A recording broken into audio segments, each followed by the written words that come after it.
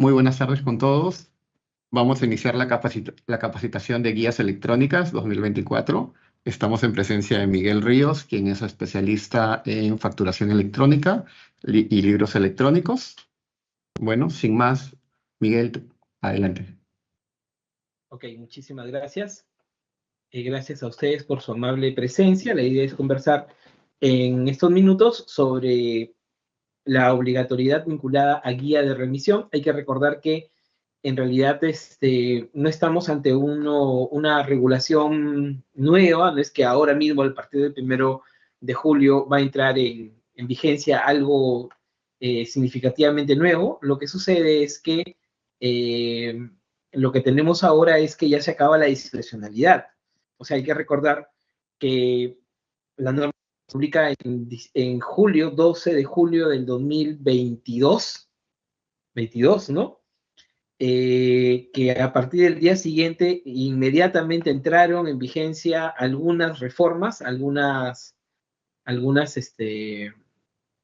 modificaciones que estaban previstas en este cuerpo legal, en la RS 123 de ese año. Otras entraron en vigencia a partir del 1 de diciembre de ese mismo año, del 2022, que básicamente eran los medios a través de los que se pueden emitir guías de remisión, excluyendo para esto al OCE. Vamos a comentar a qué me refiero con esto de excluir al OCE, porque por ahí a lo mejor tenemos a MIFAP mismo como PCE, y vamos a ver cuál es la función que tienen estas entidades dentro de la regulación vinculada a la generación de guía electrónica, ¿no? Y a partir ya de julio del 2023 es que empiezan los primeros grupos, perdón, 1 de enero del 2023, algunas reglas sobre obligatoriedad que estaban vinculadas a determinadas operaciones. Luego, a partir del 1 de julio, ahora sí, algunas reglas de obligatoriedad vinculadas a jurisdicción o directorio de contribuyentes. Es decir, recordamos que básicamente los PRICOS eran los obligados a partir del 1 de julio del 2023. Y a partir del 1 de enero del 2024, todos los demás. Entonces, si ya todos estamos obligados a partir del 1 de enero del 2024, ¿qué es lo que ha cambiado o qué es lo que va a cambiar a partir de este 1 de julio del 2024? Estamos a unos días de eso, ¿no? Y básicamente lo que tenemos es que había una norma de discrecionalidad. Básicamente lo que refiere esta discrecionalidad es que las infracciones que están liberada de que se sancionen hasta el 30 de junio, eran aquellas relacionadas al numeral 5 y 9 del 164 del Código Tributario, que en buena cuenta significa, numeral 5, aquel traslado de bienes sustentado con un documento que no reúne las características o condiciones para entenderse como guía de remisión del transportista, y el numeral 9 bajo lo mismo, o sea, un documento, o sea, hay un documento, ¿no? Pero no reúne los requisitos y características para ser considerada como una guía del remitente, ¿no? O sea, la primera aplicada al transportista, y la numeral 5 y numeral 9 aplicada al remitente, ¿no? Entonces, nuevamente, claro, hay una guía, que es la guía física, la que se ha emitido, como la conocíamos, ya, y no hablo de una guía en contingencia que tenga los nuevos requisitos, no, la guía que conocíamos antes de esta nueva regulación, ¿ya? Y en tanto estén correctamente los datos asignados, entendí entonces que no que no se le aplicaba la sanción correspondiente, ¿no? Eso es, entonces, eso es lo que cambia. ¿Ah? Eso es lo que cambia, que a partir del 1 de julio, y en tanto esta regla de discrecionalidad no se siga prorrogando, bueno, lo que todos los involucrados en estos temas señalan o han podido recoger es que no hay más prórroga, pero la verdad que es que esto tiene a veces carácter de dicho, de trascendido, porque mientras que no lleguen los plazos, o mientras que no se publique la norma en la página de la SUNAT, recuerden que estamos hablando de una resolución de superintendencia, sino de una resolución de superintendencia adjunta, ¿no? Por eso se llama RESNATI, Resolución de Superintendencia Nacional Adjunta, en este caso de tributos internos, que es la superintendencia adjunta que tiene la facultad para desarrollar este tipo de discrecionalidades, ¿no? Y no es que tenemos hasta el 30 de abril, porque, a ver, lo que acaba de ocurrir con la norma, por ejemplo, de libros electrónicos, que en teoría esta discrecionalidad ya se acababa también ahora en mayo, ¿no? Y todo el mundo pensó, pues, que si no era el 31 de mayo que se volvía a publicar la prórroga, entonces entendía que ya no había más prórrogas, pero no, la nueva prórroga se ha publicado ya en los primeros días de junio, ¿no? Y lo mismo podría ocurrir acá, que el 30 de junio no haya nada, que el 1 de julio no haya nada, pero eso no quiere decir que SUNAT no cambie de parecer y dentro del mismo julio, en algún momento de agosto o septiembre, dependiendo de cómo vayan las negociaciones con los gremios empresariales, que son usualmente con quienes el Estado toma los compromisos para ver desde qué momento empieza a controlar determinada obligación. Pero por ahora todo hace pensar que no van a haber más prórrogas y que por tanto van a entrar ya, no en vigencia, sino que van a entrar en materia de control y que ya eventualmente podrían ser sancionables el hecho de seguir emitiendo una guía física cuando el emisor se encuentre en condición de obligado a que ésta sea en formato electrónico, ¿no? Claro, estamos hablando de la regla general. Por supuesto, no estamos hablando de aquellas excepciones, aquellas situaciones recogidas genéricamente en la regulación, en la resolución de superintendencia 300 del 2014, que son conocidas como situaciones de concurrencia y en donde básicamente hay dos supuestos, ¿no? Lo de contingencia, que es cuando se advierte una situación no imputable al emisor por la que éste no puede cumplir con su obligación, una situación de caso fortuito de fuerza mayor que impide el cumplimiento de la obligación de generar la guía electrónica y entonces se emite una guía física, en cuyo caso esa guía física sí tiene nuevos requisitos que hay que tener en cuenta, que deben existir para que esa guía, a ver, para que al emisor de la guía no lo sancionen, ¿no? Por haber emitido un documento que no reúne las características o requisitos, ¿no? 9 para el remitente, 5 para el transportista, ¿ah? O para el destinatario,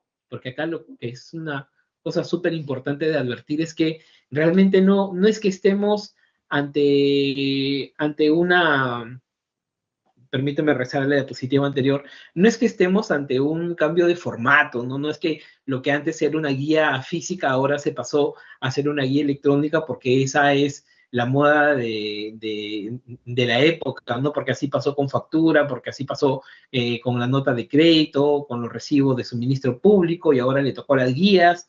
Es bastante más que eso. Como ven en su presentación actual, estamos hablando de un nuevo modelo de control, ¿ya?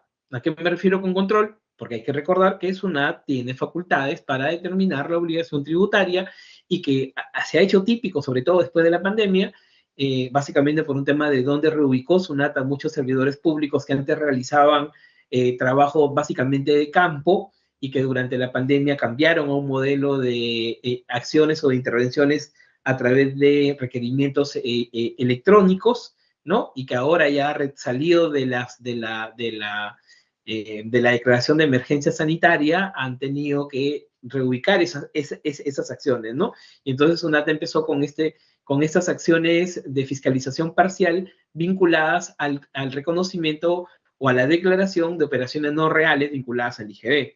Y allí es cuando la guía, si bien siempre tuvo esta característica, ahora lo tiene con mucha mayor preeminencia, ¿no? El hecho de que la guía de remisión pueda ser sustento necesario para que se reconozca la operación, la existencia de la compra, el reconocimiento del crédito fiscal para el IGB o del costo o gasto para el impuesto a la renta.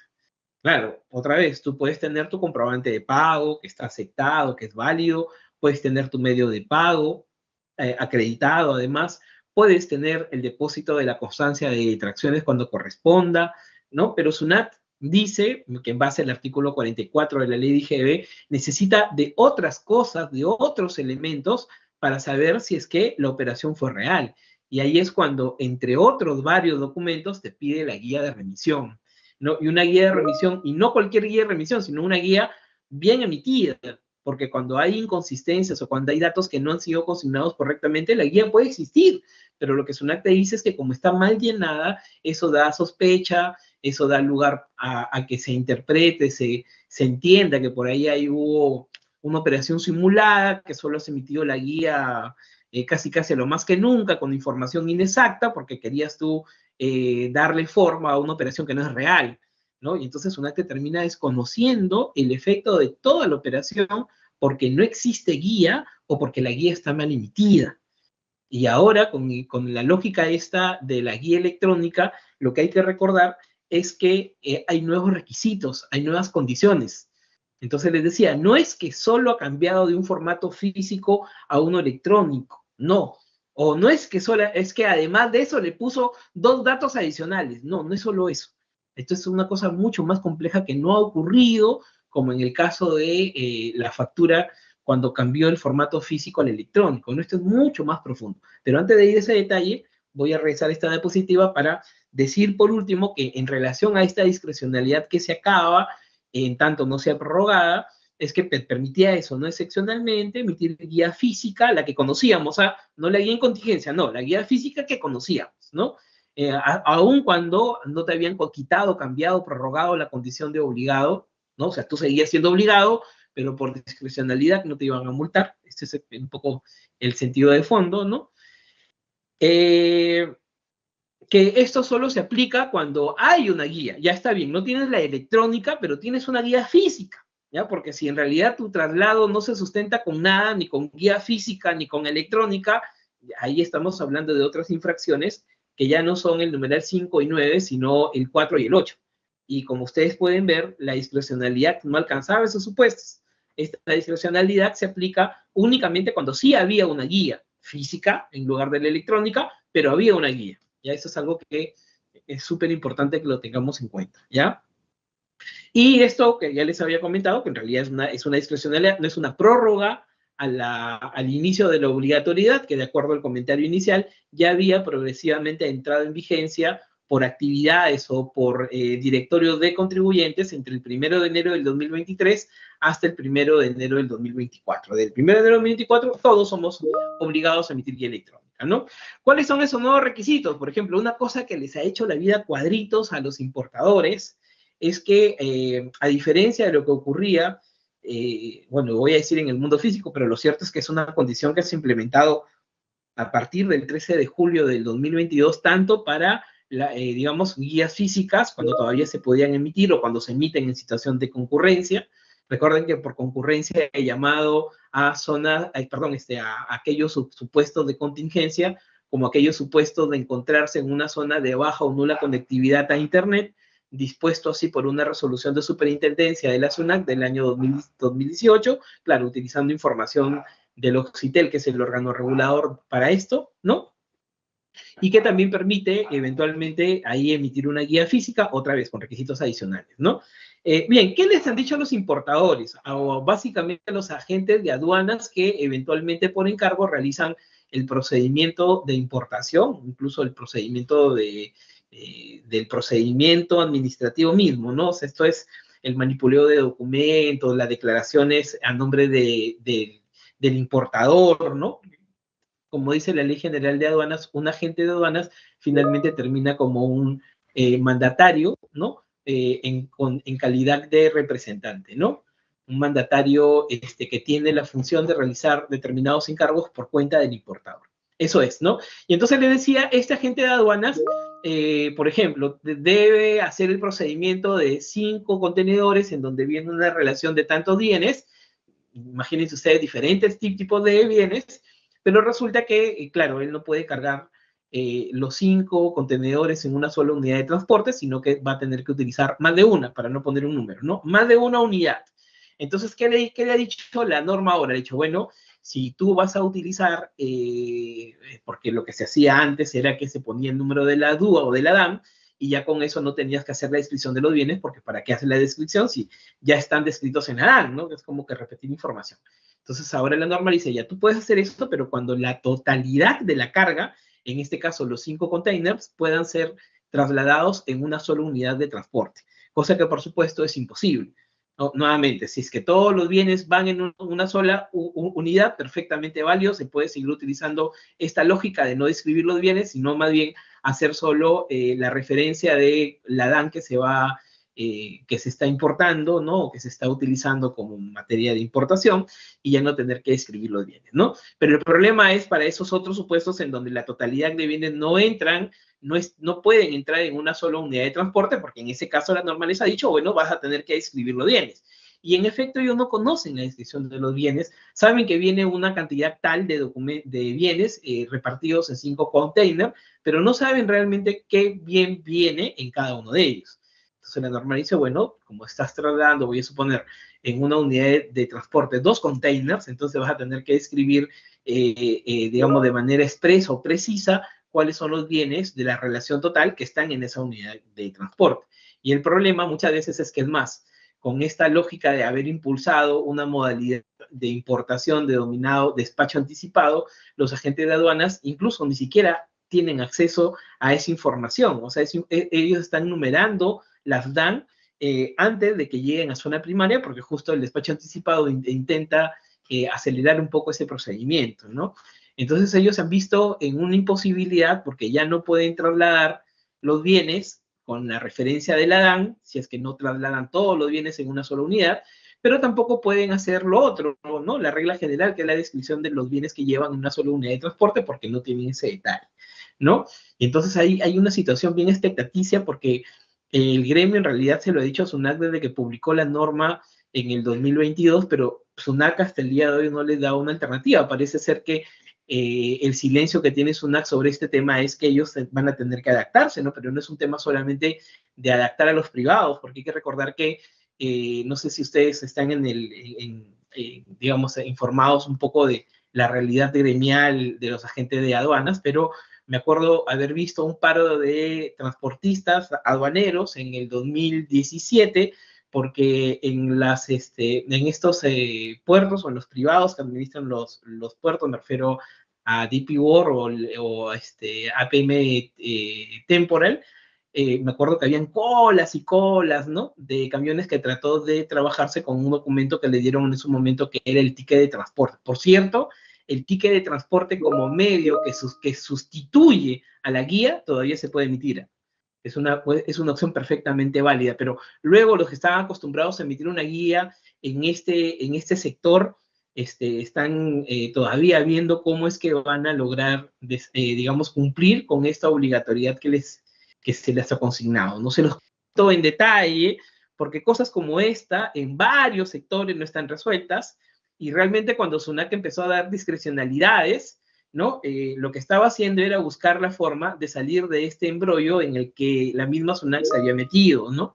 Claro, el modelo de control es clarísimo, pero el tema es que en la realidad ya la norma se hace poco implementable para determinados sectores, ¿no? Bueno, ya estamos sobre el 30 de junio y todavía no hay una norma que les permita digamos, en la tradición actual de cómo funcionan determinados sectores, los que exportan granos también, ¿no?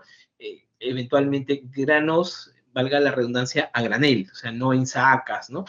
Y entonces habría que ver qué solución SUNAC da a esta nueva regulación que ha puesto pensando en el control, pero que, ya les decía, ha complicado significativamente la operatividad diaria de algunos sectores. Pero así con todos, parece que va a empezar a controlar, ¿no? Y les decía, no solo es una nueva regulación, no solo son algunas reglas nuevas, como que acabamos de ver que es aplicable para un sector en específico, sino que en general ha dispuesto de otras condiciones, ha puesto nuevos catálogos, ha creado la imagen de algo que se llama bienes normalizados, que básicamente son aquellos supuestos en donde las operaciones están sujetas a detracción. Esto es, les decía, el traslado está sujeto a detracción, que es azúcar, arroz y alcohol etílico, ¿no? Y en donde hay que poner el código de producto que maneja Naciones Unidas, bueno, que está previsto en la misma norma para que la gente que esté en el sector no dude o no tenga la sospecha de cuál podría ser. SUNAC se los ha dicho directamente, este es el código que vas a aplicar para azúcar, este es el código que vas a aplicar para alcohol etílico y para arroz, ¿no? En general. Ha puesto catálogos vinculados a los puertos del país o los ha complementado, lo mismo con aeropuertos, como unidad de medida asociada a una DAM o a una declaración simplificada, ¿no? Esa es nueva información que tiene que estar consignada dentro de la guía dependiendo, pues, de cuál es tu realidad, ¿no? Bueno, implementado esta regla del QR dentro de la representación de la guía.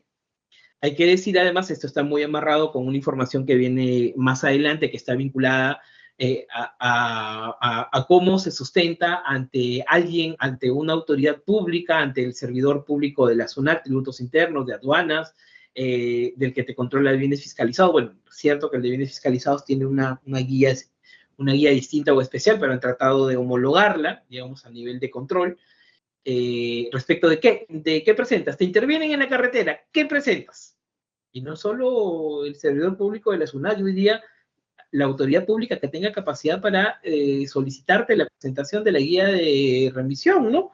La autoridad de transporte, ya sea la del ministerio, la del ATU, en general, ¿no? Incluso la ley de municipalidades le da determinadas facultades sobre el control de determinadas unidades de carga a las municipalidades, a las provinciales, ¿no? Entonces, incluso ellos en algún escenario podrían tener la facultad para pedir que les exhibas la guía de remisión como parte de los documentos que te obligan a ser llevados o a sustentar ese traslado. Y la pregunta es esa, ¿no? Entonces, ¿qué les exhibes? Bueno, Sunac ha dicho, les exhibes el QR, ¿ya? Que es un dato que ahora debe estar en la representación de tu guía. Pero, perdón, ¿y ese QR cómo lo llevo? Bueno, lo puedes llevar a través de un medio electrónico, el que tú decidas, o sea, Sunac está pensando en que eventualmente haya pues un hub, cosas como POS, ¿no? En donde POS para el control de inventarios, ¿no? Para el pago de las tarjetas, o en tu smartphone, no sé, ¿no? Que lleves una imagen, ¿no? O dice, o si no tienes el QR, bueno, puedes dictar los datos, a que te intervenga, dictarle los datos de la guía, que básicamente es señalar cuál es el RUC del emisor, la serie de la guía y el número correlativo de este documento para que quien te intervenga, ¿no? Pueda acceder a la información y descargar y, bueno, y ver si es que eso coincide con lo que tú estás llevando en ese momento, ¿no?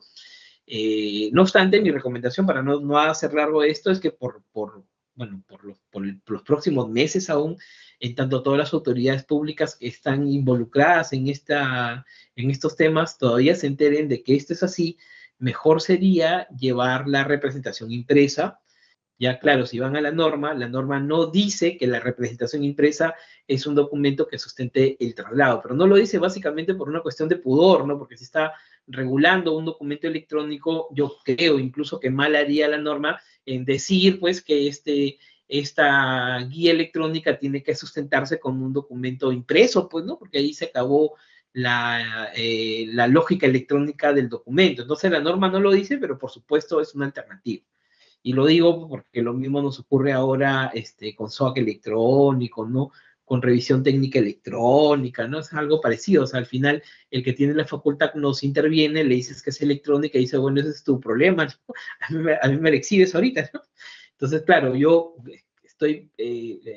quiero pensar que nadie en SUNAT te va a decir una cosa así, ¿ya? Por muy poca capacitación que pueda tener, pero les decía que hay otras entidades públicas que podrían tener alguna facultad para solicitar la exhibición de este documento y que entonces, si ellos sí, yo hoy sí en los primeros meses por lo menos enterarse de esta nueva regulación, a pesar que es el Estado, y nos termine exigiendo cosas como la representación impresa, y entonces sería mejor tenerla, a pesar que la norma tributaria no te lo exige, ¿no? Te dice que basta con que digas tú los datos por último, ¿no? Entonces le decía, ha implementado también el campo de bien normalizado, es este código producto, se acordarán la legislación de algún tiempo que quedó suspendida, pero que era el código de Naciones Unidas que representaba la clasificación de bienes, pero claro, esto es mucho más acotado, no te dice que vayas a Naciones Unidas y busques tu código, sino que la norma misma te ha dicho cuál es el código que le corresponde únicamente a esos tres bienes. Recuerden que cuando hablamos de bien normalizado, estamos hablando de azúcar o de arroz o de alcohol etílico, ¿de acuerdo? Eso es. Bueno, y les decía, estas obligaciones que ya entraron en vigencia a partir de diciembre del 2022, la más fuerte de entender es que se prohibió que se utilice a los OCEs, al OCE como sistema de emisión electrónica, lo que quiere decir que los únicos medios que tenemos para generar una guía electrónica a la fecha es SUNAC Operaciones en Línea o la extensión de SUNAC Operaciones en Línea que termina siendo el DAT Emprender o el DAC Emprendedor, ¿no? Y el llamado sistema del contribuyente, ¿no? Entonces, por ejemplo, en el caso de MIFAR puede estar haberles a ustedes proveído algún medio para que generen una guía electrónica, ¿no? O incluso tener a mi FAT como PCE y aparte tener a un OCE, ¿no? Entonces aquí lo que estoy diciendo en buena cuenta es que estas guías, ¿no? Ya no van a poder ser emitidas desde el sistema OCE. Hay una pequeña imprecisión. Ahí se pueden emitir desde el sol y el sistema del contribuyente. Aquí vamos a tachar esto ya, o lo vamos a borrar, si no. Una pequeña imprecisión ahí, pero bueno, ya está. Es así, ¿ya? Solo se puede emitir desde el sol o del contribuyente. Entonces, nuevamente, aquellos que tienen a MIFAT como PCE y que tienen además a un OCE, ¿no? Porque el software de MIFAT lo que está haciendo es enviar el documento, el XML, para que este tercero, encargado de la SUNAT de revisar las condiciones de emisión, ¿no? Los requisitos mínimos, ya no sea quien lo revise. O sea, lo que va a ocurrir es que si tienes este software para generación de guías de MIFAT, la dirección de envío, aun cuando tengas un OCE detrás, siempre va a tener que ser SUNAT. O sea, tu OCE lo vas a seguir utilizando para la generación de facturas, notas de crédito, notas de débito y los demás documentos que tengas a través de OCE, ¿no? Pero en el caso específico de guías, lo que corresponde es, no, lo que ha sucedido es que MIFAT lo único que hace es, o el generador de XML es mirar hacia el servicio de la SUNAT y enviarlas hasta allá para que sea SUNAT y no el OCE el que verifique, el que revise las condiciones mínimas, los requisitos o las condiciones de emisión vinculadas al documento electrónico, que es lo que le toca revisar, digamos, al validador. En el caso del sistema del contribuyente será SUNAT, ¿no? Eso es otra vez. Si es que tienes un sistema propio y estás utilizando a un PCE como la empresa de soporte que te brinda, entre otras cosas, el medio para generar el XML, ¿no? Ese sistema del contribuyente. Hay que recordar que en Sol no se necesita esto, ¿no? Que en Sol básicamente es ingresar, o en el LAT Emprender, ¿no? Es ingresar a SUNAT Operaciones en Línea, llenar los campos que SUNAT te pide y emitirlo, ¿no? Obviamente los dos tienen sus pros y sus contras, pero por supuesto el medio que te permite un poco adaptar tus necesidades a la generación del documento es un desarrollo a través de esto que está en el sistema denominado como sistema del contribuyente, o que muchas veces le decimos nuestro sistema propio, ¿no? Ese es el que genera XML, ese es en donde participa MIFAT, ¿no? Como PCE, ¿no? Y en donde eventualmente será MIFAT quien le envíe el documento a la SUNAT, ya no al OCE, para que la SUNAT sea quien responda el XML. Y por supuesto, ahí también existe la llamada constancia de recepción en condición de aceptada, o ahora sí en condición de rechazada, ¿no? Porque hay que recordar que en el modelo OCE también hay CDR, pero a secas.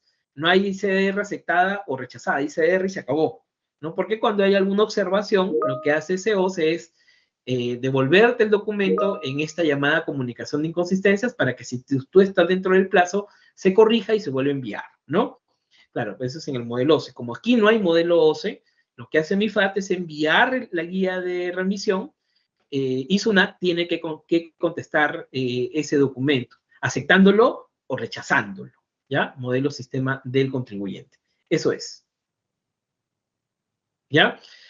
Bueno, entonces les decía que no obstante a que ya todos somos emisores electrónicos, que en realidad lo somos hace algún tiempo atrás, no es que va a entrar en vigencia a partir de julio, lo único que va a suceder a partir del 1 de julio es que ya se acaba la discrecionalidad y que básicamente es la atadura que se impuso SUNAT para no multar en aquellos supuestos en donde, a pesar que el emisor es electrónico de guías, porque ya todos lo somos, ¿no? Este traslado se ha sustentado con una guía física, ¿no? Y entonces, no obstante esa regla, por supuesto hay excepciones. A estas excepciones le hemos llamado, como las denomina la RC 300 del 2014, como situaciones de concurrencia. Y por concurrencia se entienden las de contingencia, ¿no? Que es otra vez en aquellos supuestos en donde, por una razón no imputable al emisor, no se puede emitir el documento electrónico y se sigue utilizando la guía física, ¿no? O aquellos supuestos de nula o baja conectividad, en donde el lugar de donde se emite la guía, no el domicilio fiscal, ¿eh? Ya, no el domicilio fiscal, el lugar de donde se emite la guía es uno considerado como bajo o nula conectividad en esta resolución del 2018, la 254, en el anexo 1 de ella, ¿no? Por si acaso ningún distrito de Lima Metropolitana, por ejemplo, está considerada como una zona de baja o nula conectividad, ¿ya? Y en la costa, en realidad, ninguno. No hay zonas o jurisdicciones por distrito declaradas para la sierra y para la selva. Lima, como región, sí tiene zonas de baja o nula conectividad, que básicamente se encuentran en la Sierra de Lima, ¿no? Pero no en la costa de Lima, salvo por ahí algún distrito que no que tenga parte y parte, pero por regla general, les decía, Lima Metropolitana no tiene ningún distrito que esté considerado como bajo nula de conectividad. Y esto no es por barrio, digamos, ¿no? Esto es por distrito, ¿ya? Entonces hay que considerar que en esos supuestos todavía se puede emitir una guía física, pero no cualquier guía física, porque ya les decía, es una guía que tiene ciertas características, que básicamente son estas, ¿no? La norma señala que dentro del recuadro que se encuentra a la derecha, en donde está el RUC del emisor, el nombre del documento, por ejemplo, en este caso guía de remisión, la serie y el número, ya debe estar la frase emisor electrónico obligado, ¿no? Y que dentro de la parte superior, ya en cualquier lugar, pero en la parte superior, digamos, de la guía, debe estar la leyenda de guía de remisión remitente o cuando corresponda, guía de remisión del transportista emitida en contingencia, para que otra vez este documento se entienda como un documento válido que sustituye a la guía electrónica, ¿ya? Eso es. Y por si acaso, a diferencia de la factura, también ocurre en el mundo de las facturas, esta guía no tiene que comunicarse, porque recordarán los que están un poquito más pegados a las reglas que ocurren para comprobantes electrónicos como factura o nota de crédito, nota de débito, es que claro, tú emites una factura en contingencia, pero tienes que comunicar esa factura física emitida en contingencia, ¿no? Bueno, acá no es necesario. Aquí el único requerimiento que se ha señalado es que la guía física debe tener estos dos datos para que pueda ser válida, ¿ya? Si no, ojo, no solo hay una consecuencia para el emisor del documento, sino también para el destinatario, porque el destinatario no va a poder sustentar el traslado con esa guía física que no tenga estos dos datos, esta leyenda dentro del recuadro de la parte superior derecha y esta frase que está fuera del recuadro, pero igual en la parte superior del documento, ¿no? Eso es. Ahora, en relación a esa frase, lo que ha dicho la norma es que, a ver, tú te hiciste emisor electrónico obligado a partir del 1 de enero del 2024. Ojo con esto, ¿ah? Nadie se está haciendo emisor desde el 1 de julio, no, ya todos tenemos emisores. Ya voy a decir por enésima vez que lo que ocurre a partir del 1 de julio de este año es que en teoría se acaba la discrecionalidad y que ya SUNAT está habilitada para emitir actas probatorias. Eso es lo que está sucediendo. Pero yo ya soy emisor electrónico desde la regla general, o sea, si he sido PRICO del 1 de julio, si no he sido PRICO, o sea, si soy MEPECO, a partir del 1 de julio del 2023. Si soy MEPECO, o sea, si no soy PRICO, a partir del 1 de enero del 2024. Yo ya soy obligado, ¿eh? Al día de hoy todos estamos en obligación. Y la norma decía, ya, pero tú puedes seguir utilizando ese formato, ese talón de guías físicas que tenías antes de la entrada en vigencia de la obligatoriedad. Tú puedes utilizarlas, pero siempre y cuando estos dos términos, esta frase y esta leyenda, puedan ser consignados de manera mecanizada, con un sellito, en otras palabras, en cristiano, puedas poner dentro del recuadro emisor electrónico obligado y fuera del recuadro guía, remisión, remitente, transportista emitida en contingencia, ¿no? Y en efecto he visto que así han decidido muchos, no solo para guía, les decía, sino para otros documentos, pero lo que hay que recordar es que lo que señala el numeral 5 del artículo 12 del reglamento de comprobante de pago es que, o norma que se aplica a los comprobantes o a los documentos físicos, ¿no? Es que cuando se consigna esta forma mecanizada con información que eventualmente está en carácter de subsanación, ¿ya? No puede, ese sellito, no puede sobreescribir, no puede tachar, no puede sobreponerse, no puede estar encima de una información que ya tiene el documento, que eso es lo que he visto muchísimo, ¿ya? Claro, nos quedamos con la parte en donde nos dicen, ya puedes ponerle un sello, pero por si acaso, ese sello no puede estar encima del número de RUC, encima del documento guía, no puede estar a un costadito, no puede, ¿no? Entonces, básicamente, esta regla que te permitiría seguir utilizando la guía física que tú ya tenías está condicionada a que haya el espacio suficiente para poner el famoso sellito sin necesidad de que tú sobreescribas, sobrepongas, digamos, a información que ya estaba en la estructura preimpresa de la guía. ¿Ah? Esa es la primera regla, dice, oye, las que ya tenías, las puedes seguir utilizando con esta condición que acabo de decir, y si no, hay que sacar nuevas guías ya con esta información, ¿ya? Claro, si ya estamos en un momento, por ejemplo, ahora mismo, ¿no? Que estamos 18 de junio del 2024, ya todos somos obligados. Ya me di cuenta que yo no puedo seguir utilizando las guías que me quedaron antes del 31 de diciembre, antes de que sea obligado, ¿no? Porque no hay espacio para poner el famoso sello, ¿no? Entonces voy a tener que autorizar un nuevo paquete de guías, en cuyo caso la norma ha dicho esto. Ya cuando vayas a utilizar guías físicas, desde el momento en que tú eres obligado, ya ahora eres obligado, entonces vas a tener que hacerlo con una serie que nunca antes hayas utilizado, ¿ya? Y por tanto, desde el correlativo 001, ¿de acuerdo? Una serie que nunca antes hayas utilizado y del correlativo 001, ¿ya? Eso es. No, yo ya estoy obligado el 1 de enero del 2024, he mandado hacer un nuevo talón de guías, ¿no? O sea, ya en época de obligatoriedad, y he utilizado una serie que ya existía, y entonces esta guía no vale, tienes que darle de hoja a todas, ¿no?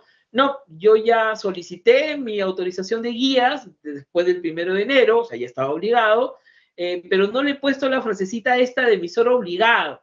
¿Le puedo poner sellito? No, tampoco. ¿No? Porque eso del sello era para aquellas guías que ya existían, o sea, aquellas que ya habías autorizado de manera previa al inicio de la obligatoriedad. Si tú has solicitado nuevas guías ya desde el momento en que eras obligado, ¿no? Como regla general desde el 1 de enero de 2024, entonces ese formato de guía ya debía tener de manera preimpresa esta información. ¿Ya? Que les quede claro.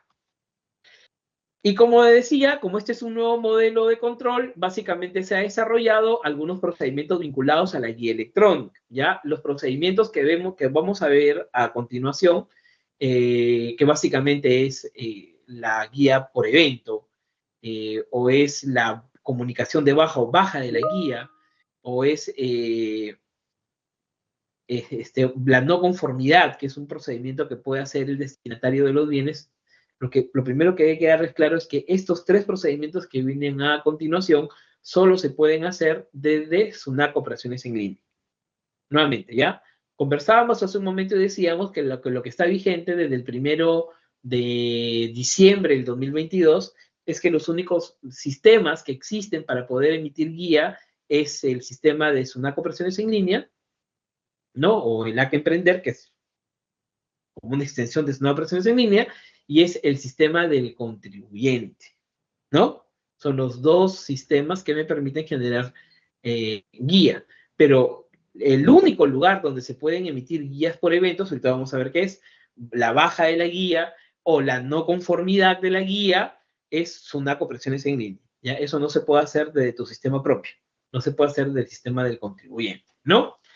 ¿Y en qué casos o cómo ocurre esta lógica de guía por evento? No me dice, bueno, mira, cuando tú tengas cualquiera de las tres situaciones, ¿no? O sea, para comenzar, cuando ya el traslado haya dado inicio materialmente, no fecha, no, sino que ya materialmente el traslado se inició.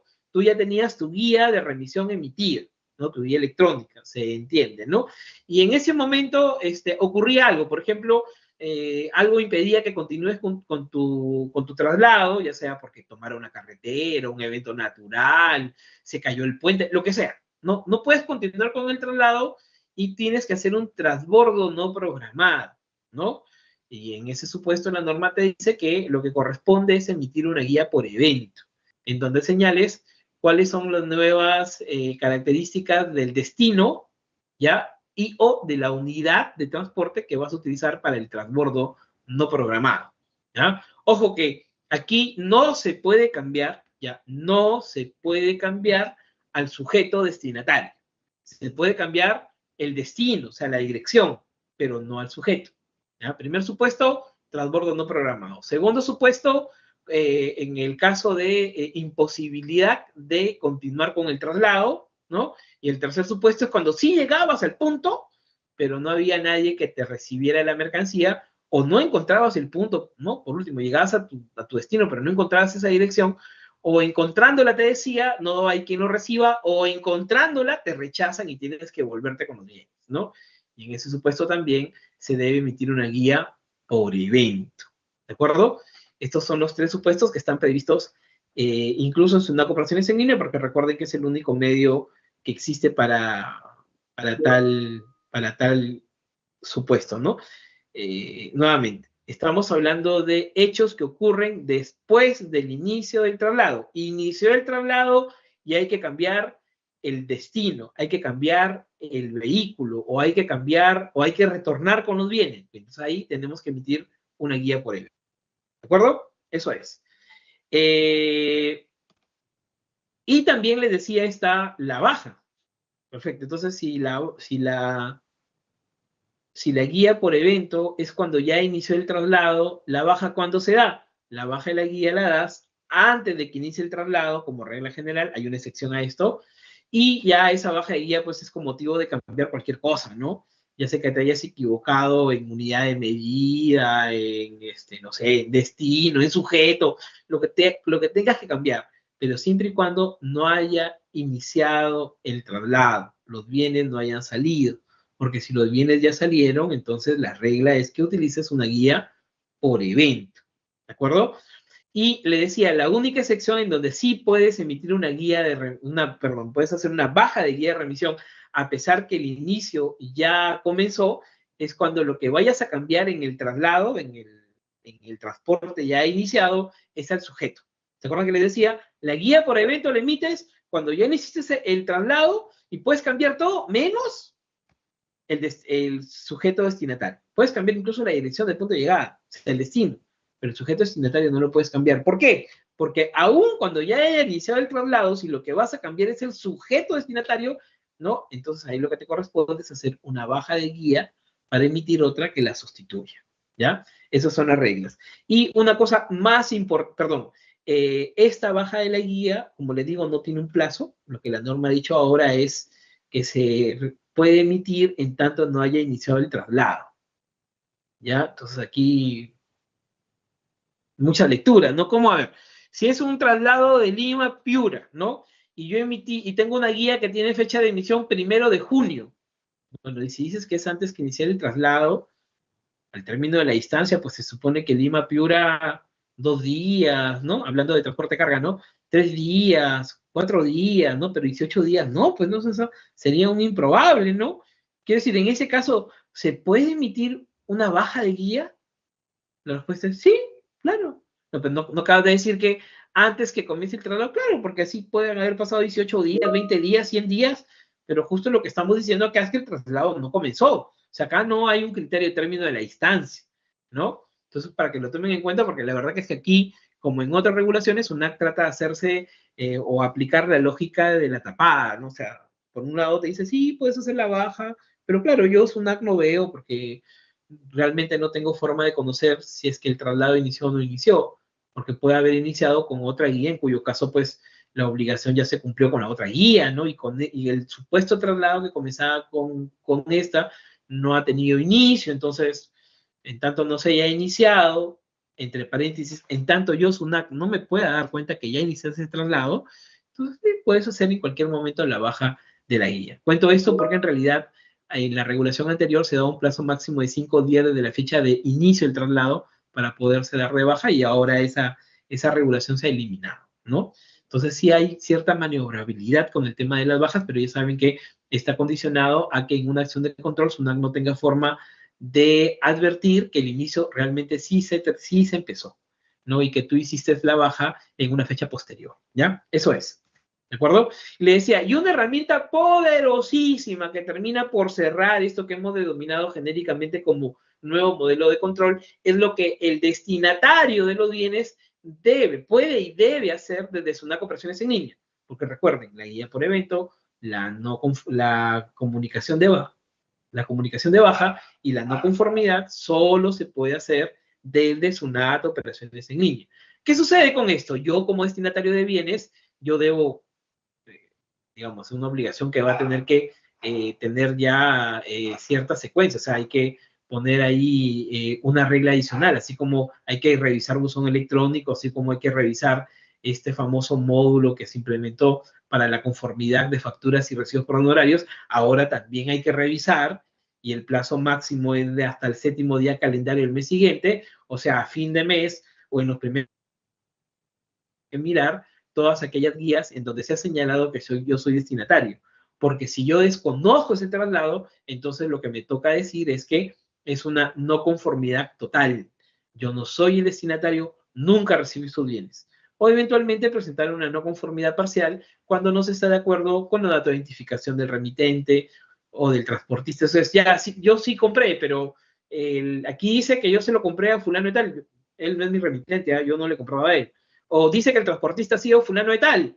No, perdón, a mí el que me entregó los bienes, y esto lo sé porque tengo determinado procedimiento en el momento en que los bienes entran a mi almacén, a mi Cardex, es fulano de tal, no es el transportista, ¿no? O tienes ya discusiones sobre el tipo, la serie, el número de la guía o la unidad de medida, la cantidad o la glosa o descripción de los bienes. Ahí se hace una no conformidad parcial, ¿de acuerdo? Y ya saben, hasta el 7º día calendario del mes siguiente. Porque si no, ¿qué va a pasar? SUNAT va a entrar a hacerte la revisión de control, por eso es un cambio de modelo, y no te va a decir, miren, según las declaraciones de guías que se han generado a través del sistema, usted que ha recibido 25 toneladas de algo durante ese mes. Quiero que me digas en dónde están las facturas de venta de ese algo, o si me dices que es un insumo, tu cuadro de insumo producto para ver cuántas unidades alcanzaron a producirse con esas 25, en dónde están las facturas de venta del producto resultante, y si me dices que no están vendidas todas porque todavía están en inventario, vamos a tu almacén para hacer una contabilización del inventario, porque recuerden que SUNAT tiene facultad para eso. Entonces, si yo no digo que ese envío yo no lo recibí, entonces estoy exponiéndome a que me pase esto, que SUNAT suponga que sí es una compra que se ha realizado, ¿no? Pero que no está sustentada en la venta, ¿no? Que se trata de una venta en negro. Y por supuesto va a pretender que se le pague el IGB y la renta de esa supuesta venta que tú no has declarado. Todo vinculado a qué? A la existencia de una guía que a lo mejor no es tuya, ¿no? Y por eso es tan importante que dentro de ese plazo de 7 días calendario del mes siguiente, todos debamos ingresar a SUNAT Operaciones en Línea a ver guías pendientes, así se llama, ¿no? Y eventualmente, si yo desconozco que ese traslado haya sido mío, presentar la no conformidad total, o cuando corresponde a los supuestos que hemos dicho, la no conformidad parcial. Bueno, este sustento del traslado ya le había dicho, con el QR o solamente señalando los datos, que en buena cuenta es RUC del emisor, serie y número correlativo, ¿no? Bueno, eso es. Hay unos supuestos ahí, pero prefiero ir a sus preguntas. Miguel, de hecho, la pregunta más usual que me hacen, y acá la ha dicho Oscar Martínez, es si yo vendo y viene el cliente a recoger en mi local, ¿le tengo que emitir guía de remisión? No. Esa es una duda que no tiene nada que ver con el tema que nos convoca el día de hoy, pero que no quiere decir que por eso no se va a conversar. Pero esto no tiene nada que ver con guía electrónica, ¿ya? Esa es una terrible mala práctica que hemos tenido por mucho tiempo en el mercado y que ojalá ahora con oportunidad de la implementación de guía electrónica se corrija de una vez, ¿ya? La guía no es un documento que sustenta la salida de los bienes de tu Cardex o de tu inventario, no. Tú emites guía cuando tú estás obligado a trasladar. Alguien me dirá, no, pedía, pero a ver, ¿comprador o vendedor? No, ninguno de los dos como regla general, porque eso va a depender de qué es lo que se ha pactado. Por ejemplo, en este caso que nos dice, no he llegado a la pregunta, pero el señor Oscar nos dice, ¿sabes que ya yo vendo? O sea, yo soy vendedor, yo soy proveedor, y me compran y obviamente pues el cliente se lleva el bien en el momento que hace la compra, o si no, le digo, anda, recógelo a mi almacén, y él se persona, lo recoge a su almacén y se lo lleva. Yo de eso no tengo, hasta ahí llegó mi operación. Yo no tengo nada más que ver. ¿Cómo lo lleva? Si lo carga, si lo pone al hombro, lo hace en unidades propias, contrata un tercero, eso no es mi tema. Yo no tengo nada que ver. ¿Yo emito guía? No, ni guía física, ni guía electrónica. O sea, ahí nunca debiste emitir guía, porque tú lo estás trasladando. No, es que es una costumbre. No, pues es que no puede ser, o sea, el error no puede generar costumbre, ¿no? Eso, y claro, otra vez, eso sin antes podría ser una cosa que era, bueno, no me ha dicho nada, ¿no? Ahora con el tema de control de esta forma en cómo se va a controlar la cantidad de bienes que despachas o que les llegan a tus clientes, sí se vuelve una cuestión principal, ¿no? no puedes hacer eso, no puedes seguir haciendo eso. Si tú no trasladas, tú no emites la guía de remisión. Cuando digo esto, hay gente que me dice, bueno, dependiendo de cada uno de los sectores, me dice, no, no, sí, mira, eso me queda claro, pero lo que te digo es que a veces mi cliente es una persona natural sin negocio, no sé, que me compra una cantidad para, no sé, se me ocurre, harina de trigo.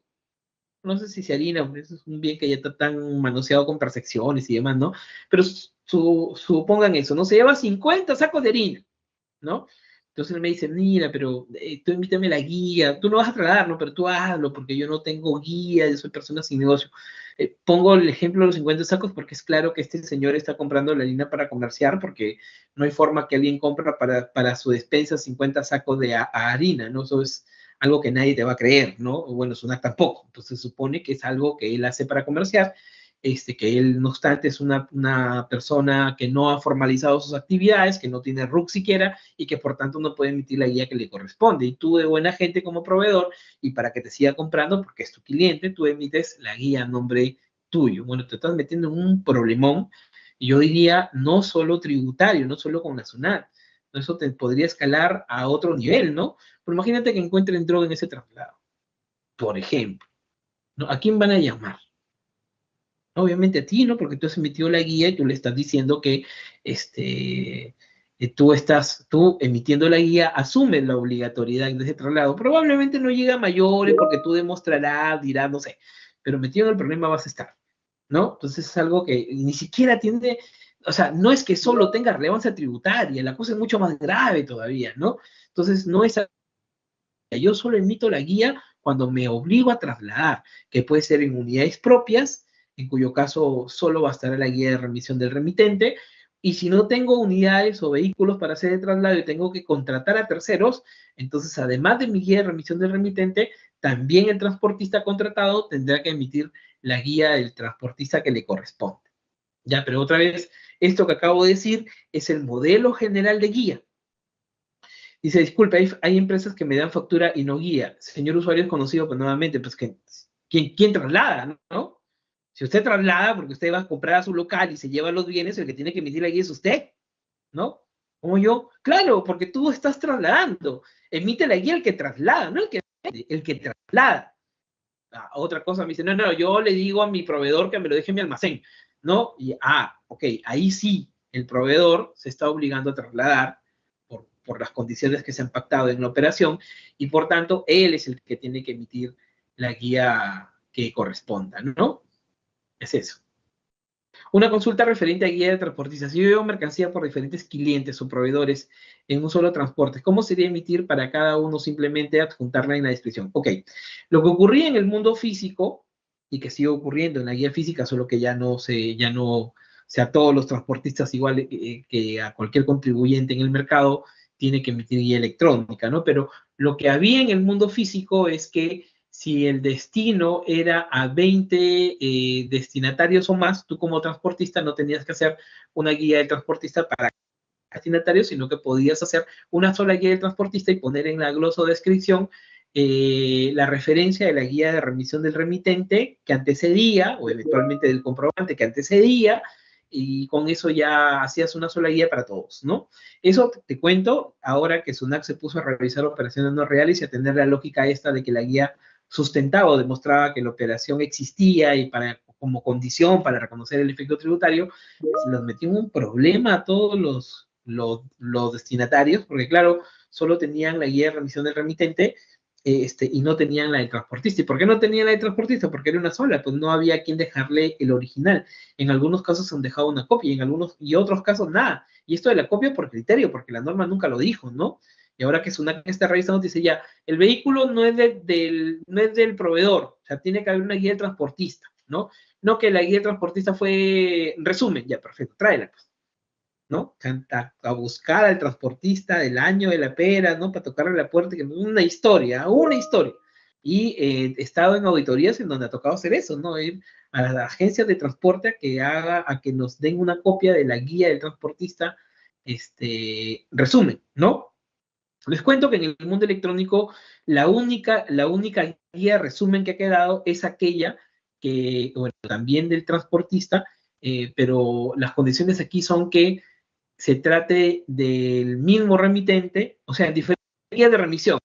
Son diferentes guías de remisión, pero que le pertenezcan al mismo remitente, al mismo destinatario y al mismo punto de llegada. O sea, si tú tienes un traslado donde estás cargando bienes que están sustentados en 2 o más guías de remisión, pero esas guías de remisión son del mismo remitente, van al mismo punto de llegada, para el mismo sujeto destinatario, entonces el transportista puede emitir una sola guía electrónica haciendo referencia no a la descripción de los bienes, sino a la guía del remitente que sustenta ese traslado, ¿no? Esa es la única versión que ha quedado de guía resumen. En todos los demás, por este tema de control que te decía, ¿no? La lógica es cada guía de remisión del remitente con su guía de remisión del transportista. Y tú como transportista además tienes que emitir tu guía de remisión de transportista si es que esto no se sustenta en una guía de remisión de remitente previa, ¿ya? Pero eso que había en el mundo físico ya no existe más para el mundo electrónico. Ya no existen guías de resúmenes en donde podías hacer una sola. O sea, existe el resumen, pero en la condición que acabo de decir. ¿No? 2 o más guías emitidas por el mismo remitente al mismo punto de llegada, ¿no? En tanto se trate del mismo sujeto destinatario. Si los 3 datos son iguales, entonces el transportista puede hacer una guía de resumen. Ya no te habla de 20 o más, te dice de 2 o más, ¿no? Las que haya. Pero con esta lógica, ¿no? Que todo tiene que repetirse para que tú, transportista, puedas hacer una sola guía. Si no, tu regla general. ¿Cuál es tu regla general? Cada guía de remisión con su guía de transportista. Así se trata de una sola unidad de traslado en donde lleves la mercancía sustentada en más de una guía de remisión. ¿Ya? Eso es.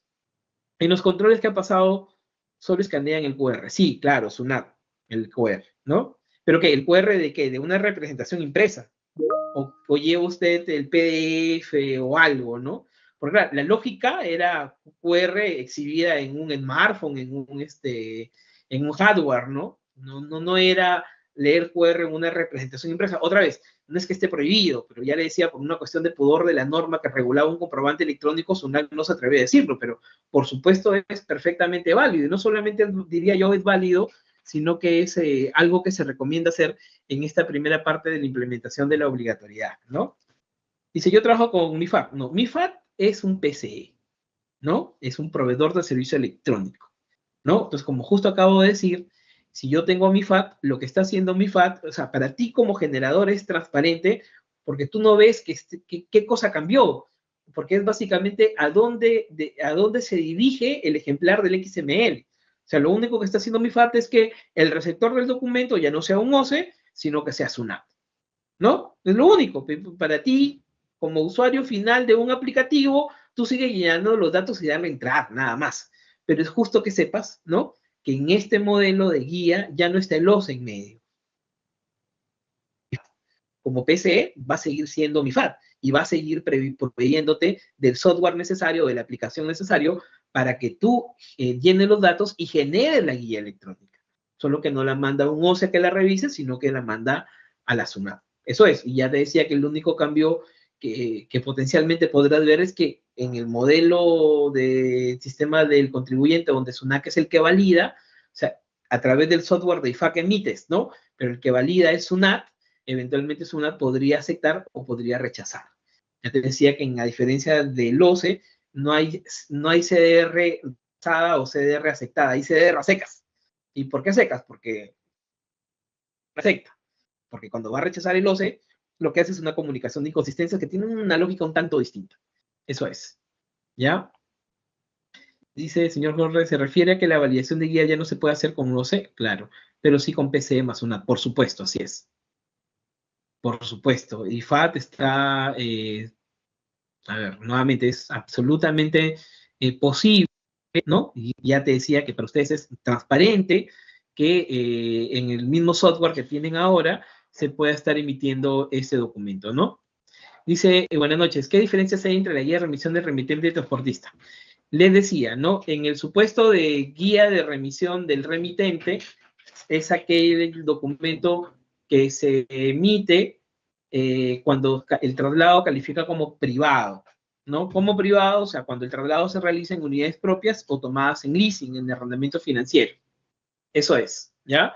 Y se llama transporte público cuando, bueno, del remitente no puede o no tiene las unidades de transporte para hacerlo y contrata las de un tercero, en cuyo caso ese transporte público debe hacerlo, digamos, tanto en una, o sustentarse con una guía de remisión del remitente y además con la guía de remisión del transportista que este tercero debe generar.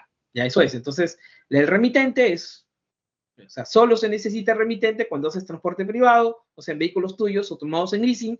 Digo tomados en leasing porque, claro, están a nombre del banco, pero siguen siendo unidades que operativamente tú manejas, ¿no? Eh, y en el caso del transporte público, es aquel que se da cuando no tienes unidades para ese traslado, sino que tienes que contratar a una empresa de transportes para hacerlo, ¿no? Eso es, y en ese caso, no solo necesita la guía del transportista, sino que también necesita la guía del remitente. Por supuesto, hay unas situaciones muy específicas que no se aplican a operaciones empresariales en donde el transportista puede emitir su guía de remisión sin que haya como antecedente una guía del remitente. O sea, pero no son empresariales. Esto ocurre cuando el remitente es una persona que no tiene RUC, ¿no? O que eventualmente sujeta el nuevo RUS, ¿no? O sea, si tiene RUC, está en renta de tercera, pero el nuevo RUS, o cuando tiene solo rentas de persona natural como cuarta, primera, segunda, ¿no? Pero en todos los casos en donde hay una actividad comercial, siempre tiene la lógica de guía de remisión del remitente más guía de remisión del transportista, ¿no? Dice, nosotros somos logística, courier, ¿hacemos guía de remitente o me equivoco? Como regla general le decía, hay todo traslado se sustenta con la guía que corresponda, dependiendo de qué condición tengas, pero es cierto también que en el caso de determinadas operaciones como de entrega rápida o de courier, la norma tiene alguna excepción, ¿no? Y libera de la obligación de que que es un tercero, emita la guía de remisión del transportista. Además, todos los traslados efectuados en vehículos de la categoría L, es donde están las motos, trimotos, cuatrimotros, bicimotos, no todas las motos, y categoría M1, que son básicamente vehículos con capacidad de hasta 8, incluido el conductor, ¿no? Que han sido construidos con fines de transporte de personas, no para traslado de carga, de personas, claro, pueden estar incluso adaptados y todo, pero en principio han sido fabricados para el traslado de personas, también están exceptuadas de la guía de remisión del transportista, no del remitente, ¿ah? No del remitente, del transportista. Eso es. Entonces ahí eventualmente hay situaciones en donde una empresa de logística o una empresa de courier o de entrega rápida podría caer para él como tercero verse desobligado a la guía de remisión del transportista, ¿no? Claro, es una excepción. Si quieren, generan su guía de remisión del transportista en condición de terceros contratados para este efecto y todo bien, no hay problema alguno. Dice, ¿cómo haces transporte de bienes que no vendes o no te pertenecen, sino como un servicio te corresponde hacer y ya? Eso puede suceder, a ver, lo que nos preguntan aquí es, yo no soy vendedor de bienes, yo presto, por ejemplo, hago servicio de mantenimiento. Y claro, mi servicio de mantenimiento incluye que yo vaya a recoger el bien hasta el lugar de que me indica mi cliente, o puede ser que me lo lleva a mi local, pero al final de la operación, yo más bien soy el que le traslado el bien hasta el lugar donde él me dice, yo no vendo bienes, ¿ah? No es mi bien, yo lo estoy trasladando por encargo, ¿no? ¿No? En ese caso también corresponde emitir guía de remisión, dependiendo de los supuestos, pero tal como se los he comentado, la guía de remisión del remitente, ¿no? Si lo estás haciendo obviamente en unidades propias. Del remitente, pero te acaban de decir que no es tu bien. Sí, pero eso no importa, porque incluso si van a revisar quién está obligado a emitir la guía de remisión, el artículo 17 del reglamento de comprobante de pago que se aplica a la regulación de guía electrónica, según lo que dice el mismo texto de la RS 255 del 2015, es que el obligado es aquel que tiene condición de propietario o de poseedor de los bienes al inicio del traslado. Entonces, nuevamente, si es que tú me has entregado una maquinaria para que yo le dé mantenimiento y me he obligado a que al finalizar el mantenimiento te la lleve hasta tu local, ¿no? Como parte del servicio, yo no soy el propietario, pero sí soy el poseedor. Entonces, tengo la obligación de emitir la guía de remisión del remitente si este traslado este llevado para entrega, para devolución, si quieres, lo hago en unidades propias, o guía de remisión de remitente más transportista si lo estoy haciendo en una unidad contratada o a través de una empresa de transportes. Ya dice, buenas noches, con respecto a la guía de contingencia, ya le decía, esta guía de contingencia no se informa, a diferencia de una factura emitida en contingencia que sí tiene que declararse, la guía física emitida en contingencia que, digamos, desplaza, ¿no?, a una guía electrónica, no se comunica, no hay obligación de que se comunique, ¿ya? Acá hay más... PPT dice, nuestra empresa solo emite guías de remisión remitente y los emitimos cuando la empresa a la que le vendemos nuestros productos viene a recoger su producto con su movilidad. Esto es la pregunta de Oscar. No, ya le conté, señor Oscar, está muy mal que se emita guía y no es porque ahora sea electrónica. Nunca debe emitirse guía en ese caso. No corresponde, ¿no? Y por favor, no solo lo digo en general. No, es la práctica del mercado. No, ahí no hay práctica de mercado. Le decía, el error nunca genera derecho. Eso nunca estuvo bien y tampoco está bien ahora en el mundo electrónico, ¿no? Dígame si quieren intransigente, pero es así, cerrado. Si yo no traslado, no emito guía, está mal. Me voy a meter en problemas tarde o temprano. Y problemas no solo de tipo tributario, que es lo peor. Rodríguez también me ayudó a contestar. Señor Oscar también a contestar esa pregunta. Si yo vendo al cliente final me rechaza la compra, ¿cómo hago para llevarlo a otro almacén? Muy buena pregunta. Esta es una pregunta operativa, ¿no? Entonces, lo que decíamos, ¿no? Ya yo salí con mi producto, ¿no? Yo salgo con mi producto y llego hasta el punto de destino. Miren ustedes, llego al punto de destino. En el punto de destino, por la razón que fuera, el cliente me dice, no, no te voy a recibir esos bienes. O por último, no encuentro el cliente, ¿no? Y entonces tengo que buscar un nuevo punto de destino, pero ya no es del mismo cliente, ¿no? Ya estoy hablando de un destino que, a ver, podría ser que me digan, oye, ya llévalo, no sé, pues a otro, hemos contactado con otro cliente, o un almacén mío, ¿no? En cuyo caso la norma te dice, bueno, la lógica de guía por evento se da cuando cuando tú debes cambiar solamente el punto de destino. Y claro, en este caso vas a cambiar el punto de destino porque no te lo aceptaron en la dirección tal, ¿no? Y tienes que llevarlo a otro lugar. Pero si adicionalmente vas a cambiar el destinatario, ya pues ahí ya no es ya no es guía por evento, pues, ¿no?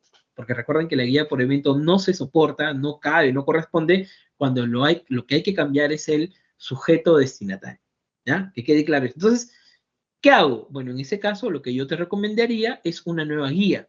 No, pero ¿le puedo dar de baja? Sí, pero sería forzar la cosa, darle de baja, claro, a la guía 1 para emitir una guía 2 porque estás cambiando el destinatario. Podría ser, pero yo creería que es un poco forzado. No está mal, pero es un poco forzado. Podemos perder trazabilidad, ¿no? Entonces, lo que yo creo está mucho más arreglado. Lo que el nuevo modelo de control quiere es que tú emitas una guía 2. O sea, dejes la guía 1 porque en realidad el traslado se realizó y llegaste al punto, solo que te han rechazado, ¿no? En ese caso será mejor que emitas una segunda guía, ¿no? En donde identifiques, obviamente, pues que estás retornando por devolución o que estás llevándolo a un sujeto distinto o que estás llevando a un almacén que esté en la jurisdicción, porque ahí va a depender de cualquier variante que pueda ocurrir dentro de la operación, ¿no?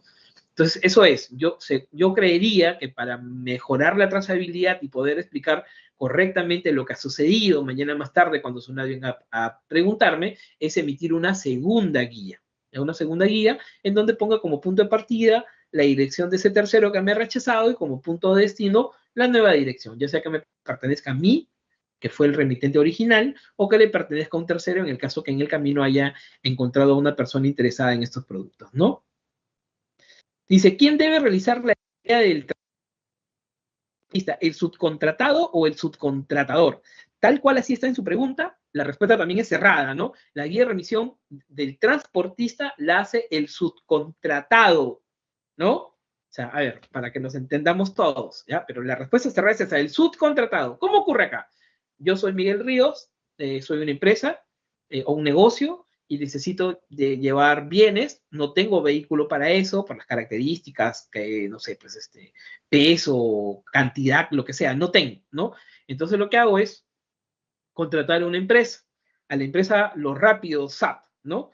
Pero lo rápido, claro, yo contrato con ellos, pacto el flete, ¿no?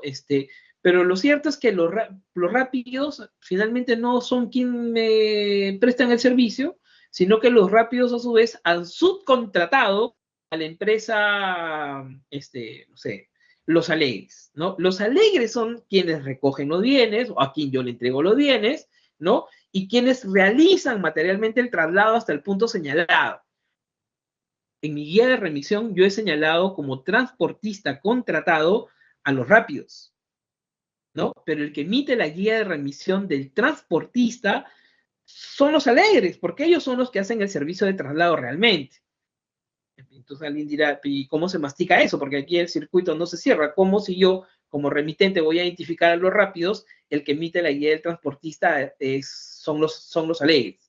Fácil, porque en la misma guía de Los Alegres hay un datito más subcontratación, y yo le diré que sí, es el caso de un servicio subcontratado, y que el subcontratante, o sea, el original contratado, han sido los rápidos, ¿no?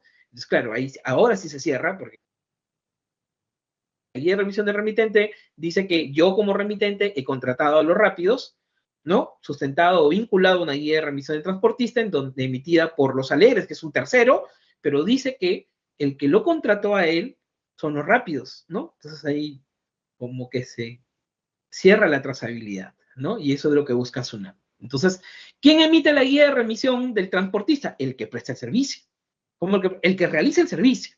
El ejemplo, los Alegres, ¿no? Que según el ejemplo han sido los subcontratados, la empresa 2. Ellos que realizan el traslado, ellos son quienes deben emitir la guía que corresponda, ¿no? El señor Jorge tiene unas preguntas, pero lo vi el señor Jorge ayudándome a contestarla. La verdad es que ya no sé, voy a suponer. Yo no sé, el señor Jorge de MIFAT. Hola, Miguel, discúlpame. Hola, ¿qué Sí, tal? son preguntas que me habían dejado algunos Ok, clientes que no pudieron estar presentes y no ya. sé si nos podrías ayudar. Ok, sí, claro, por supuesto. Dice, ¿el peso total en la guía de remisión tiene que ser exactos o aproximados? Ah, la respuesta cerrada también es que tienen que ser exactos. No obstante, hay que recordar que acá hay dos datos. Hay un dato que está vinculado a la descripción de los productos, en donde me van a pedir un peso por cada ítem de los productos, ¿no? Que es un peso, si quieres, neto. Y luego, al final de la guía, hay otro dato que es peso bruto.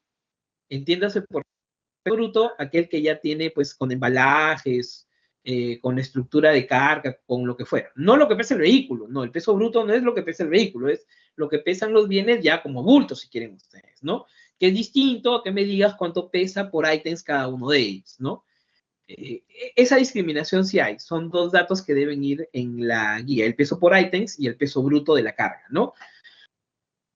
Ahora me dice, ya, pero tiene que ser exacto. Sí, tiene que ser exacto. La verdad que es que la norma no ha dicho, oye, no, acá hay un nivel de, ¿cómo se puede decir? Hay un nivel de razonabilidad, ¿no? Hay una cosa que se puede entender como aproximar. No ha dicho, pero claro, la razonabilidad es un principio, no tiene por qué estar ahí, ¿no? Si tú me estás diciendo que tu carga es de 5 toneladas y la diferencia es de algunos kilos, algunos gramos, por supuesto eso no tiene ninguna relevancia, ¿no? Y no tendría ningún sentido que SUNAT te diga, oye, eso, bueno, como no es exacto, te lo voy a desconocer. O hay bienes que por su misma naturaleza pueden partir con un peso, por ejemplo, a ver, cosas que están sujetas a humedad, ¿no? Minerales, frutas, no pueden pesar en el inicio y pesar una distinta que puede ser mayor o menor al finalizar ese traslado, ¿no? Entonces ahí como que ya hay una cosa más técnica, porque probablemente yo podré tener un informe técnico en el que me diga cuál es la razón de la diferencia de pesos en condiciones normales, ¿no? Y que si eso está dentro del rango, yo lo pueda defender. Dice, mira, aquí el informe técnico me dice que la merma puede ser de tanto, o que más bien, o que el peso que se puede ganar en el traslado en condiciones atmosféricas tales es de tanto, y yo partí con tanto, y llegué con tanto, y eso está dentro del rango, ¿no? Claro, pero ya estamos hablando de cosas que son mucho más materiales, ¿no? O sea, que podrían tener una variación más importante de peso, pero otra vez, por su naturaleza, y en tanto tengas un informe que lo sustente, está perfectamente válido.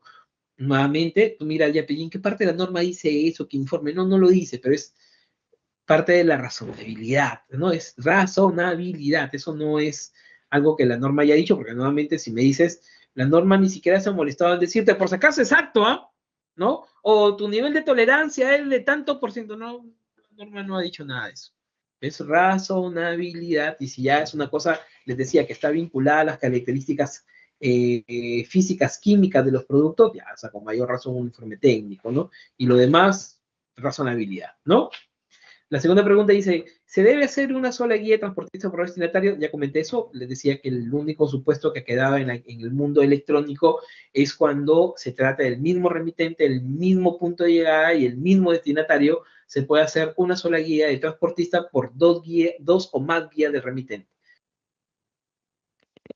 Cerrar mi guía de remisión remitente transportista, debería archivarlas, claro, hay necesidad de archivarlas en el sentido electrónico, ¿no?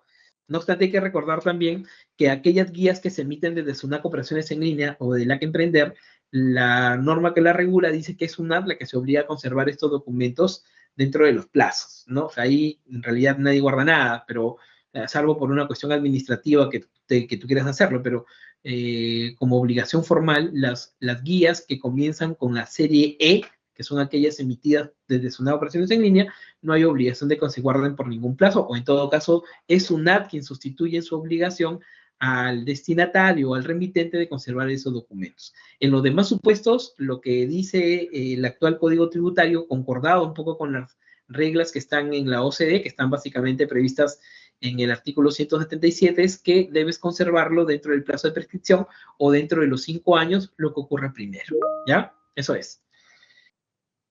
Bueno, hay un par de preguntas más. Si entrego mi producto en mi local, ¿cómo sustento la entrega del producto? Documentos internos, ticket de salida, ¿no? Una cosa que es bien ejemplificadora para ver qué posición toma Sonata ahí es ir a ver en la descripción de los tipos de documentos que sustentan Cardex en la norma del libro electrónico, ¿no? O sea, Cardex, o sea, Registro Inventario Permanente Valorizado de Unidades Físicas, la misma norma que regula el libro electrónico, pues saben que no todos, ¿no? Pero al menos un grupo de contribuyentes que es Prico Nacionales también está obligado a tener Cardex en PLE. Y cuando tú vas ahí en la descripción de cuáles son los tipos de documentos que sustentan la salida del CARDEX, vas a encontrar algo que se llama documentos internos. Claro, un ticket, ¿no? No sé, como quieras llamar a ese documento interno que justifica o sustenta la salida de ese bien. Podría ser el comprobante de pago, no necesariamente, ¿no? En tanto, claro, hay una justificación para señalar por qué uno u otro documento. Pero nuevamente, yo sé que esta pregunta me la hace porque me dicen, oye, no, pero es que ¿acaso la guía no es el único documento que sustenta la salida de los bienes de un Cardex, de un almacén? No, no es el único, es uno de los bienes, pero no es el único, ¿ya? Se insiste que hay documentos internos, incluso si es que acaso no tuvieras un comprobante de pago por la venta de ellos, porque no se trata de una venta, por ejemplo, ¿no? ¿Qué sería más recomendable? No es fato hacer mis guías por Sol. Es que cada uno de los sistemas pro y contra. Claro, lo que yo le diría es que Sol, por ejemplo, no tienes que conservar 24/7, pero claro, se cae, es una operación, ¿no? Ya sabes que tú no puedes salir 1 metro de tu local si no tienes guía, ¿no? Entonces, y si se cayó Sol, ¿qué haces? ¿No? Te vas a esperar hasta que se restablezca Sol, ¿no? Esa es una limitante. Otra limitante significativa es que, claro, Sol tiene un formato. Sol no se adapta a tu necesidad de negocio. A diferencia de lo que podría ocurrir con un software privado, que tú lo puedes adecuar, ¿no? O que le puedes pedir al proveedor o trabajar con el proveedor para que éste se adecue a situaciones específicas, ¿no? Les puedo contar 1000 historias ahí, ¿no? Pero como le digo, eso ya depende de la necesidad de cada uno, ¿no? Una chiquitita, ¿no? En el caso, por ejemplo, de los agentes de aduanas, ellos me decían que en el mundo físico, por una cuestión de regla, de técnica, y por su negocio además, la gente que sabía sobre todo el contenido, digamos, reglamentario de una guía, dejaba llenando la guía, ¿no? Prellenando la guía para que el transportista que salía en la madrugada, cuando el transporte tenía que hacerse fuera de un horario o un día feriado, ¿no? Termine de llenar datos básicos como su nombre, su DNI, su licencia de conducir, y o, no sé, pues, algún dato básico de él, ¿no? que ya no marquen ninguno de los otros datos técnicos, porque eso ya venía rellenado, pero justamente como habían cosas que podían cambiar a última hora, que es la placa del vehículo, el conductor, esos pequeños datitos ya se llenaban en el momento de la salida. Entonces decían, y ahora en guía electrónica, ¿cómo hacer? Bueno, es que ahí te va a tocar, obviamente, pues explorar soluciones informáticas con tus proveedores que se adapten a esto, hacer una suerte de pre-guía, ¿no? Para que al final alguien pueda poner los dos datos finales, por así decir, ya a las 2 de la mañana cuando el traslado ya va a partir, ¿no? Obviamente, por ejemplo, ahí Sol nunca te serviría, porque en Sol no hay pre-guía, ¿no? Y si alguien va a salir a las 2 de la mañana, que es el transportista, tendrías que enseñarle a generar una guía correctamente para que no haya ninguna contingencia en el traslado, una cosa que parece ser pues impropia, ¿no? Porque el transportista sabe manejar, ¿no? Él es el chofer, no tiene y no tendría por qué tener toda una instrucción para saber cuál es la mejor forma de llenar una guía de remisión y no morir en el intento, ¿no? Entonces hay ciertas situaciones comerciales en donde hacen que obviamente Sol no sea una alternativa para ti, ¿no? Y de ahí no hay que hay una mejor o una peor, las dos tienen características, ¿no? Y obviamente pues tienes que adaptarte a la que más te va a convenir, ¿no? Sí, señor Oscar, es tal cual le dijo su contador en su momento. Bien, yo sé que hay unas preguntas más, pero ya el tiempo nos ha ganado por sobremedida. Bueno, seguro que algunas de las preguntas que vienen ya fueron atendidas y si no, me voy a disculpar. Igual, probablemente sea una conversación inicial. Yo no sé si luego habrá forma a través de mi FAQ de volvemos a encontrar para repasar algunos temas que pudieron quedar en el tintero. Bueno, sin más, Sí. otra vez Muchas gracias, Miguel. Asistencia y quedo a... Muchas gracias. Muchas gracias, Miguel. De hecho, que sí, queremos volver a tocar de vuelta el tema de guías antes de fin de mes, si fuera posible. Y vamos a dejar una breve encuesta, por favor, a los asistentes. Si nos apoyan, si la rellenan con más razón, vamos a volver a programar una nueva sesión y espero tal vez más enfocada en los casos prácticos, como has visto, Miguel. Y en esta, yo pienso que es como un restart, ¿no? En cuanto a las guías electrónicas y a las buenas prácticas que tenemos que hacer en ellas, porque si bien antes no nos controlaban con las guías de remisión física, ahora con las guías electrónicas ya no se puede hacer lo que fuera, ¿no? O sea, tú sabes que el papel aguanta todo y con las guías electrónicas ya no va a suceder eso.